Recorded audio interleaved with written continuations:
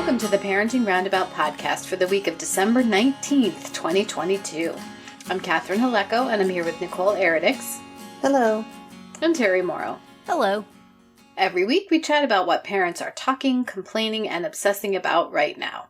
This week we're complaining about parenting trends to either retire or bring back, and we're obsessing about what not to say to college kids over the winter break, which is looming or maybe even already started. We also take a couple of breaks for an entertainment discussion and a recommendation roundup. Today we're talking about a topic that is very topical to certain people, such as me. We return to our old friend, Julie Jargon at the Wall Street Journal. She has an article called "Even University Presidents Lose Their Minds When Their Teens Apply to College." I am not a university president, but my teen is applying to college. Oh my. How is that going, Catherine? This is our periodic feature. How is Catherine doing with the college admissions?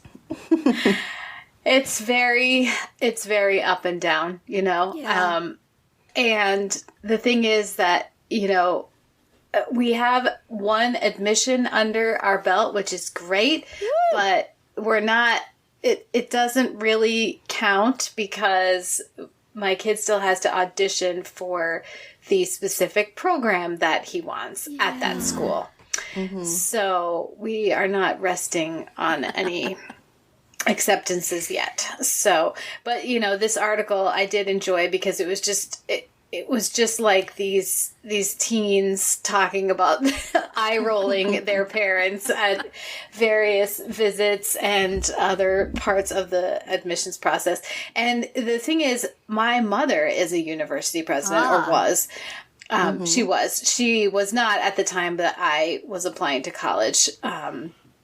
And she's now retired, but you know, she still has thoughts, and most of them, actually, I would say all of them have been helpful at this point. I mean, she's not salty like the teen in the article accused his mother of being. So, like, she was there when we were putting together the very first list of schools to look at. And even back when my daughter was applying and she had a very specific niche list of schools because she wanted schools that had a skating team. Mm-hmm. But even then, my mom was able to say about certain of them, like, maybe investigate that a little further for this reason or that reason. Oh, gee. So yeah, it's generally been good. Now, she hasn't, you know, gone along to campus visits or anything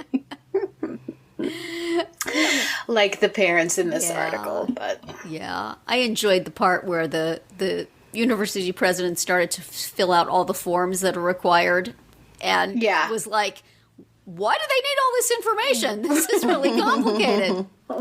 It's like, yes, sir. Yes, indeed. Mm-hmm. Yes, it is. What the heck? Like the FAFSA. Yeah. I mean, the Common App does help with that quite a bit. The FAFSA, the Common App doesn't help with the FAFSA, but it does help with the sending everybody the same information. I remember the first day. It cuts back on that. First day in the auditorium where they call the senior parents together to talk about this stuff, and they start throwing out terms like FAFSA and this and that. And I'm like, community college, looking better and better. You're like, can I be excused because put it on my credit card this semester, that's fine. Because it's so intimidating. It's like this whole secret language and bank of knowledge that It is. It's hard to navigate. And it's amusing seeing that even the people who are, you know, allegedly the corporate beneficiaries of this, in that kids come to their college, don't understand it either. Right. Mm-hmm. They've never had, if they don't have to deal with it with their kid, they're like, students just come. I don't know. Right. I don't know what happened. Yeah, they have an admissions office to deal with all that, and a financial aid office. Mm-hmm. Yeah. But why should they not feel our pain? I think it's excellent. Yes, exactly. It's very good that they must. Yes. So, Yeah, it's, I think it's mostly been reassuring to me, the information that my mom has given. Yeah. As, being involved in the process. Yes. I mean, she's able to say, like, look, some schools really need kids. They need students. Yeah. So you got to find those ones. Right.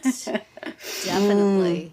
So, do any of those have a theater program? I think some of them do. I don't know. We'll see. So But maybe not an ice skating team. Well, yeah, but that part's over now. That part's over, yes. We don't have to worry about that anymore. This one might be a little easier. But yeah. I mean, in that case, it was, finding the schools that had the teams, was fairly easy. And then visiting them was hard because it became COVID. right. Although that was sort of toward the end of the process. But with my son, some of them we've left to, like, well, we'll visit if you get in.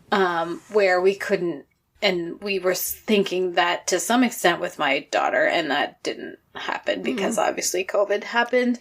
Yeah. So, yeah, with her, she was generally admitted to most of the places that she applied. So it was a matter of choosing among them, which was a little bit harder without being able to visit, and just the way the world was at that time. Right. They didn't have tryouts for the teams, for example. They had, she had to do video tryouts, and there were no ice rinks open at that time to record yourself. So she was having to, scrounge up. So you flooded the basement, and didn't people in your neighborhood there? Or didn't you say people have hockey rinks in their backyard? Just climb the fence. Yeah, but not in March. Oh, that's true. So it was.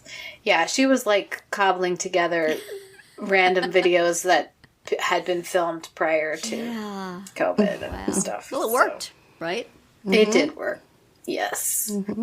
And we went to visit a school March 12th or whatever, Wow. the big iron door was, slowly closing. And then it slammed shut. And then it slammed shut when we were driving home from. Yeah. Wow. That was such a.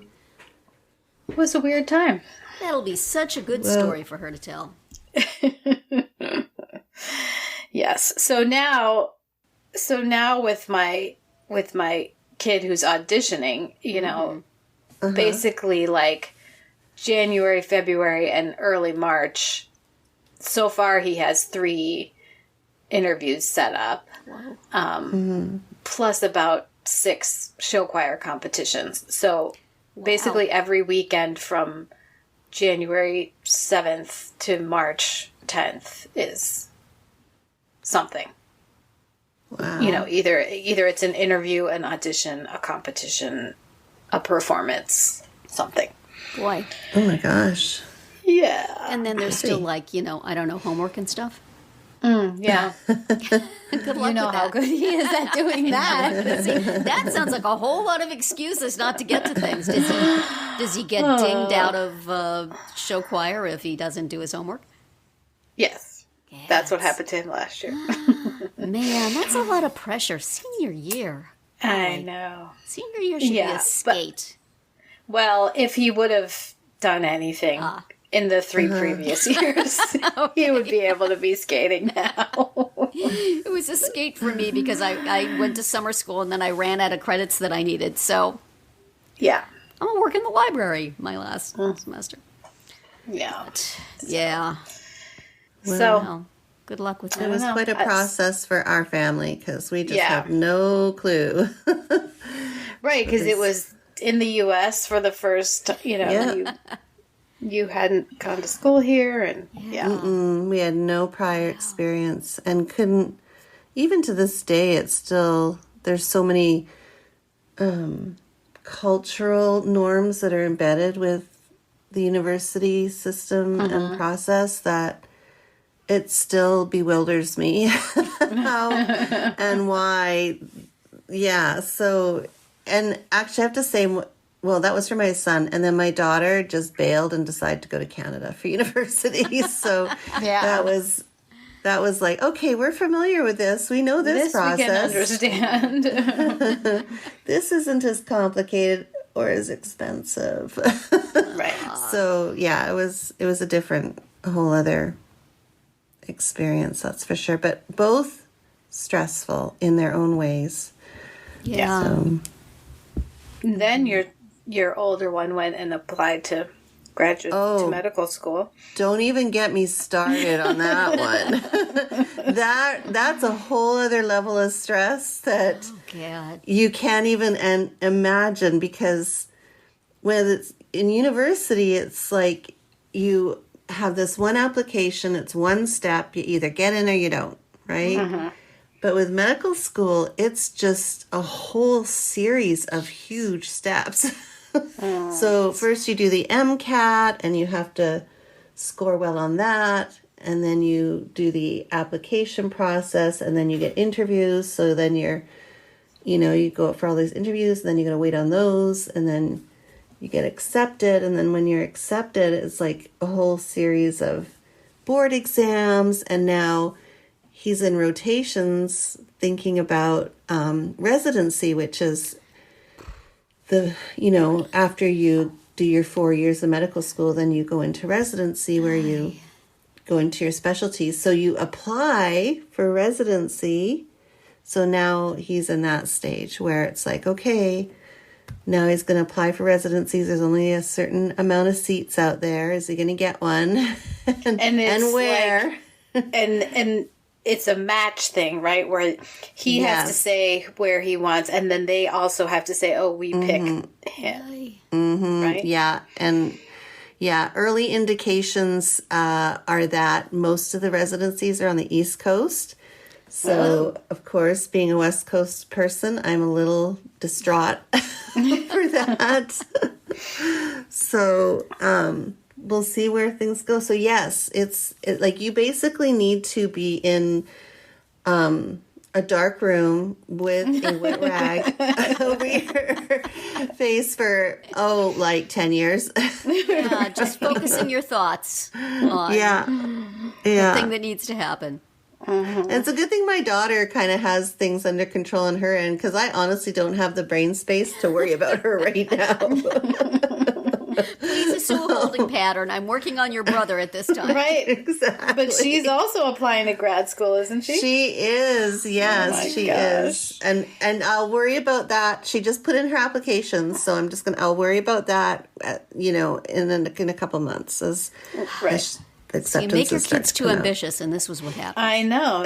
You prepared them too well. My kids work at Wendy's and Home Depot, so we don't have any of this nonsense. They have their own mountains to climb. Yes. I did all my crazy lying in the dark plotting when they were in school. Yes, yeah. Right. You had a lot of years of elementary and middle and high school. Worry. Yeah. So it's never ending, folks. Just because you think you're sending your kid off to university at 18, it's not over.